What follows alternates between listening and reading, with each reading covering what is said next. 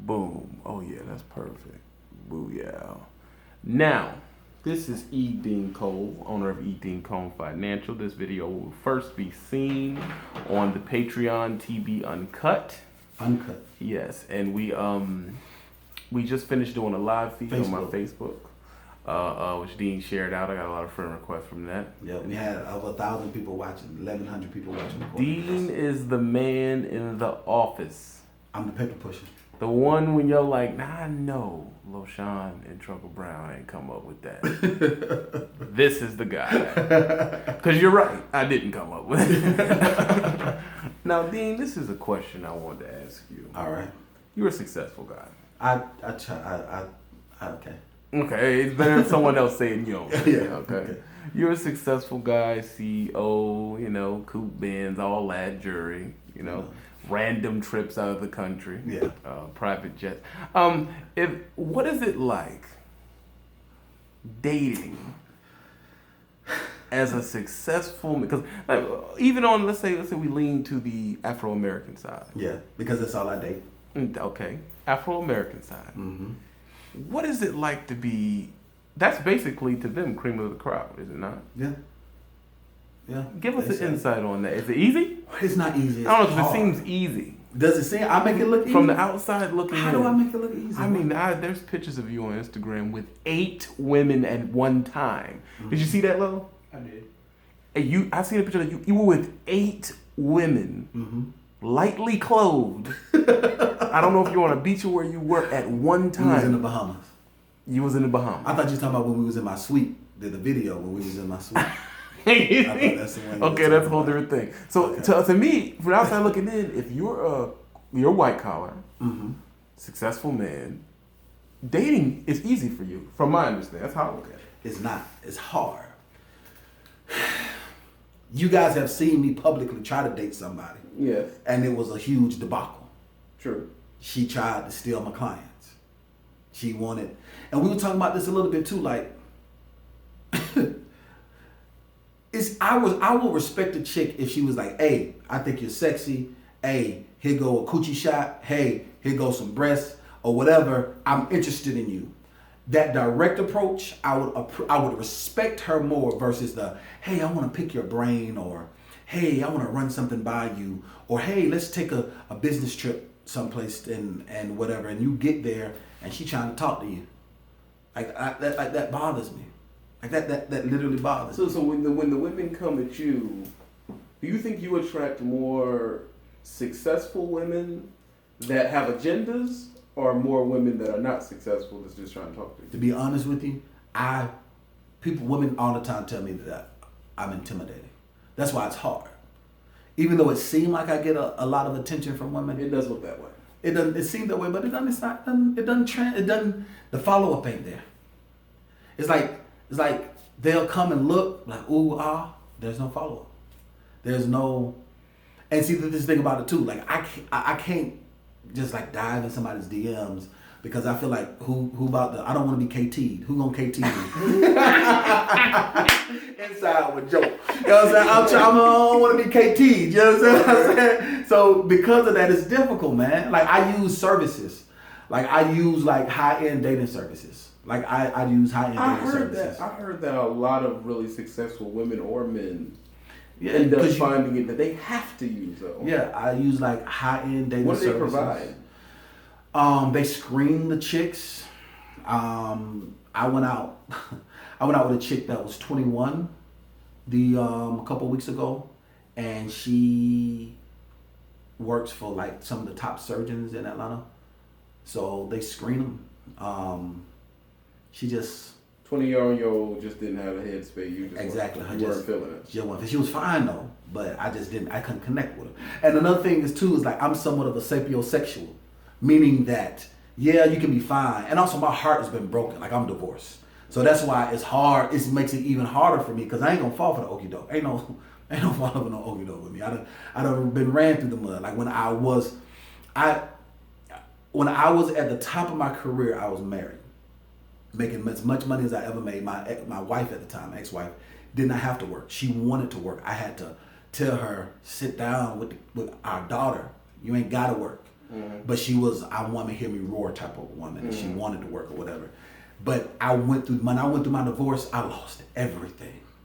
I had a 7-bedroom house, movie theater in the basement. And I was so depressed. I owned a mortgage company at the time. I lost all of it because I couldn't work. I lost. So dating for you, does it feel like business in the beginning?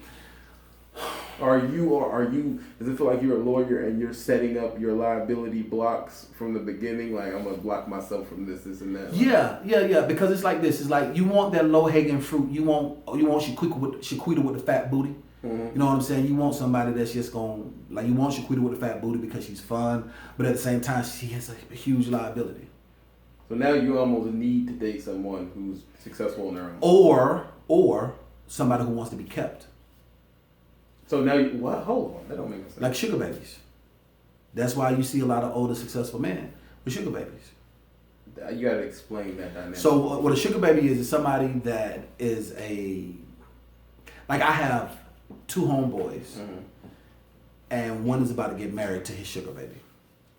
One of them went through India. They went through all of India, and he helped her start an online yoga company. And now she's knocking down 6 figures because of him, and they're massively in love now. A sugar baby most of the time is a younger girl who is open-minded, who wants to learn, who likes older men, but the man gives them a certain lifestyle.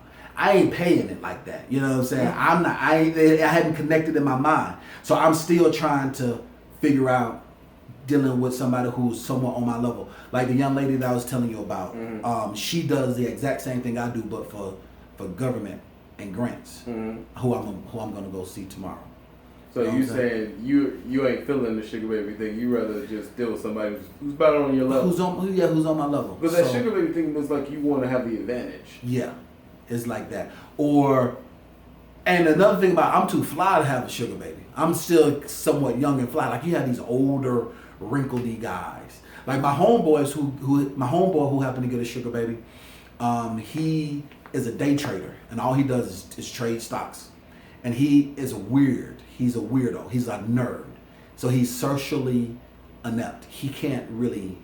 He ain't walking in with the swag to pull nobody. Yeah, exactly. So it's for him, even though he's a younger guy, he's Caucasian, he's fit.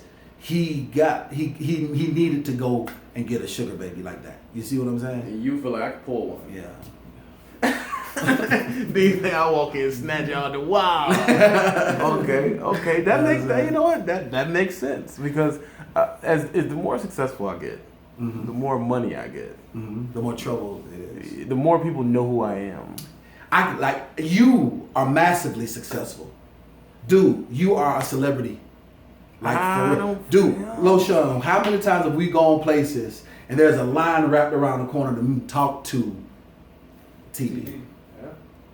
Okay, I'll give you that. I'll say I'm popular. You a celebrity, dude.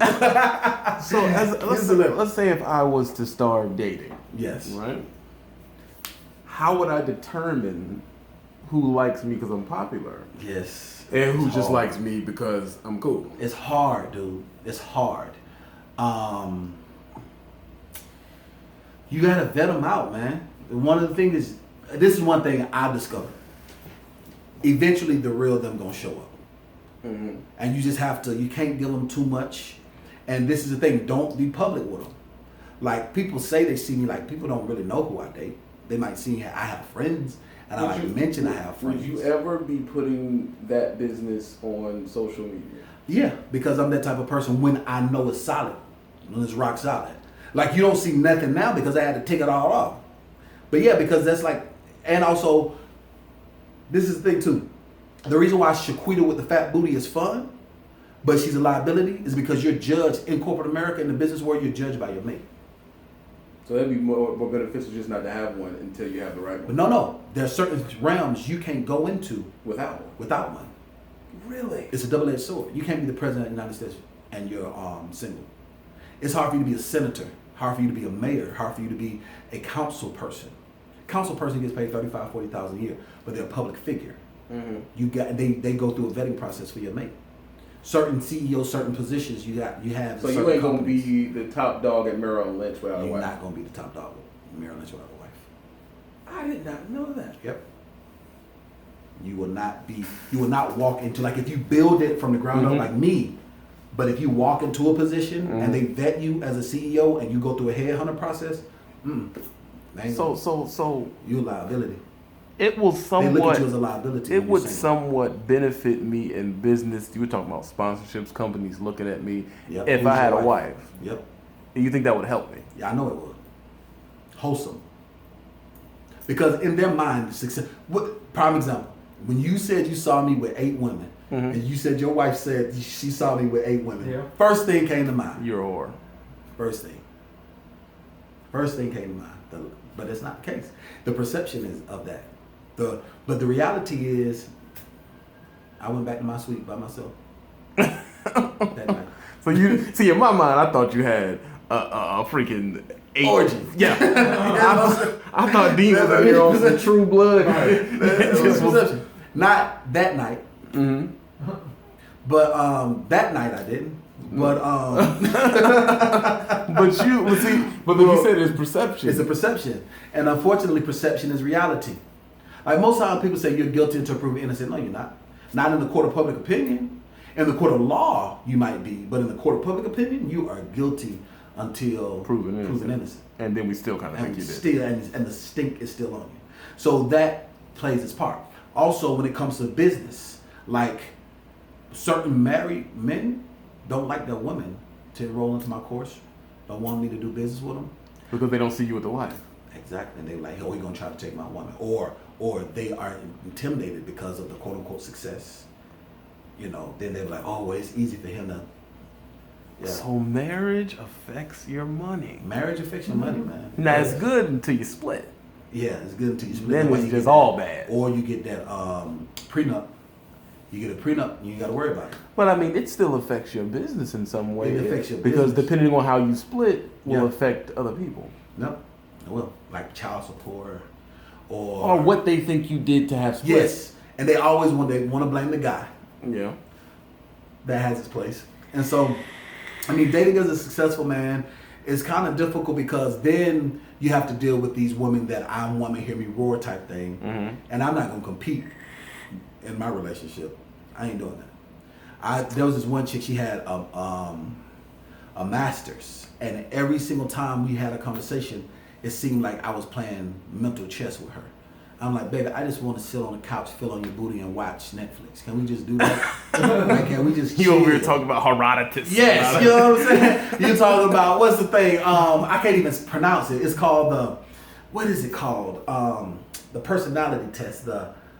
What is it called? Well, if you're A or B or A. Yes, yeah. what is it called? The Max Briggs, something like that. Yeah, some philosophy. Something crazy like that. I just want to sit on the couch, rub on your booty, and let's just watch Netflix. You know what I'm saying? Like, can we just chill out? Yeah, I'm not at the office. I'm not at the office. You know what I'm saying? I don't want to try to figure out the quantum physics of the hurricane. I don't want to do that. You know what I'm saying? that makes sense. But So it's difficult, and then also sometimes and also because I am an alpha male, I have no problem with my woman being a boss chick. She can run everybody but me. You can run everybody but me. You can have everybody bowing down to you because you're a queen, because I'm a king. But you ain't gonna run me. And so the problem is they're used to that. And then you have to go through that power struggle. Like I had, like the situation I told you about not too long ago. Power struggle. Houston. Not Houston. Florida. Yes. True, Yes. true. But see, this is my thing. So do you feel, and I've always wondered this about the regime, okay? Okay. Well, from the outside From the looking outside in. looking in, because I'm my new nickname is the Robin Hood of the regime. Yes. I'm the Robin Hood of the regime. If you are experienced with the regime, do you think people are having business arrangement marriages? Yes, absolutely, positively. Yes. Because of people who get. Oh, yeah, absolutely. So And that's why they have side chicks, and they okay with that. Like the Italians call them gumas.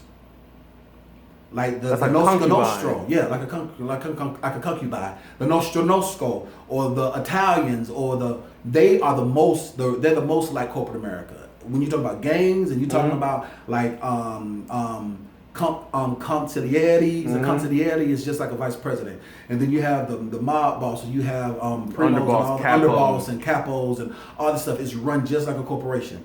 And if you look at that, it's very much so. Yeah, you have people that come together just because of people's just for that whole purpose. So what would be the dynamics of that? The dynamics would be more. I give you what you want.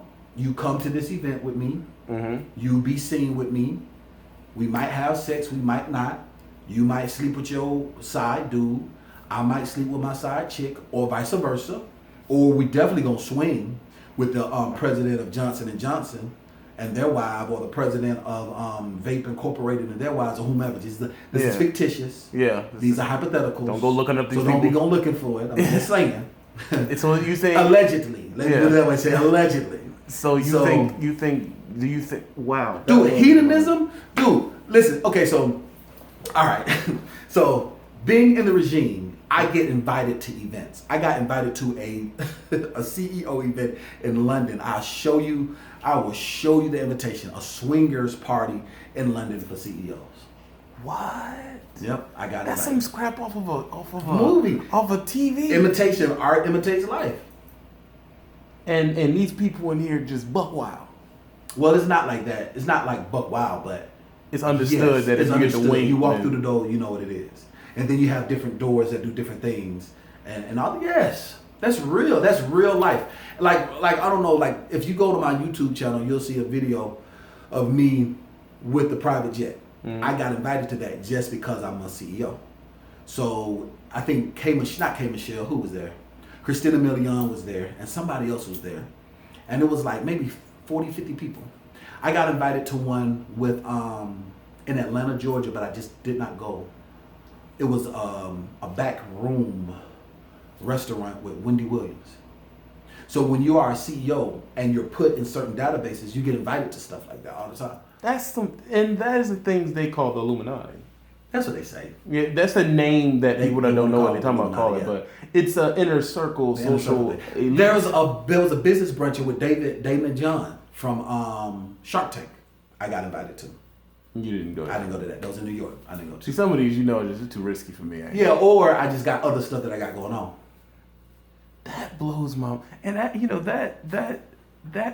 further fosters my hatred for the regime. It does, because let's say if I have a business plan, right? Mm-hmm. Oh, and they look down on you because you're not married. I didn't go to college. I didn't go through none of the social upper markers. Mm-hmm. But I'm getting there off merit. Yep, off a sheer work ethic. Yeah, sheer work ethic. Like me, that's like I don't like people assume. I'm gonna tell you, my saving grace was the fact that I got put in the for the lack of better words regime at the age of 18.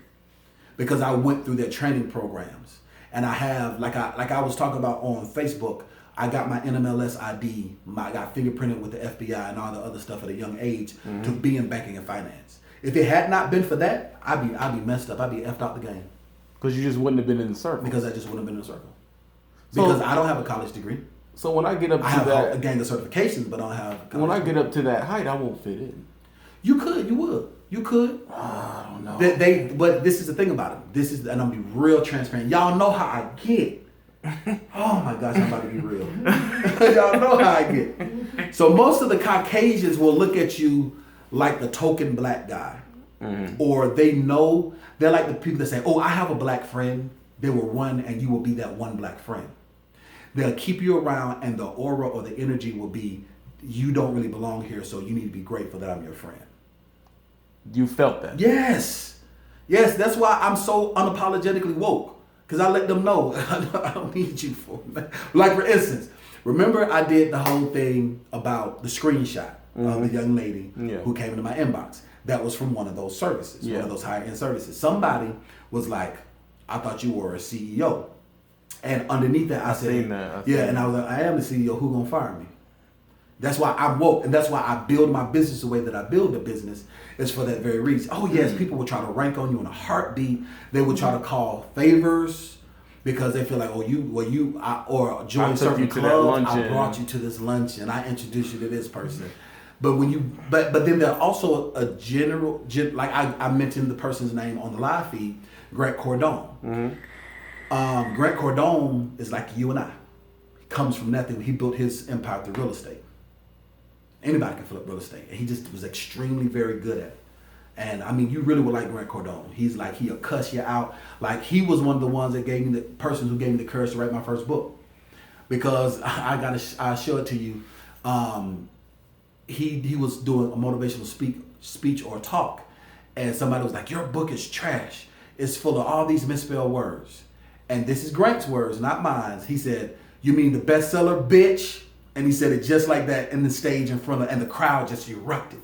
Wow. Yes. And he was like, he said, do you mean the one that's a bestseller? And then he was like, yeah, it's full of misspelled words. He says, okay, but it's still a bestseller, bitch. And he used that and the crowd erupted. Grant Cardone in a room full of Ivy Leaguers. Ivy Leaguers. I'll show it to you when we're done. I'll show you the video. See, my thing is this. Let's say you take me to one of these luncheons, right? Mm-hmm. I get spiffy because I clean up. You clean up extremely well. Yeah, you know I clean up good. So you take me here, and if they start talking about the blue collar and what we think we're gonna do with blue, if autonomousness pops up at all, I'm blackout. I'm gonna let you know right now. I'm gonna start reading people and telling them they're regimists, and it's gonna be. That's why I don't like to be around. Mm-hmm. I'm not gonna say I prefer to be with the lower class. I prefer to be around blue collar, hardworking, flannel wearing, bad teeth people. Mm-hmm. Because Croc rocking all of that. I prefer to be around construction workers and stuff like that because they may be crass and say a lot of messed up stuff, but they be honest. They genuine.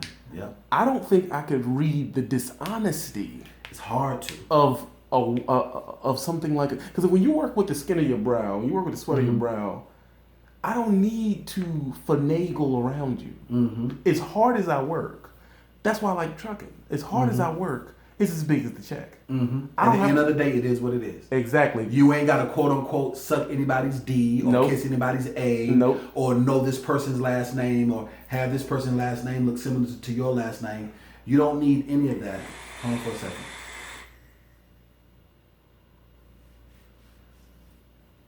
We chiefing around, yo. Hold on for a second.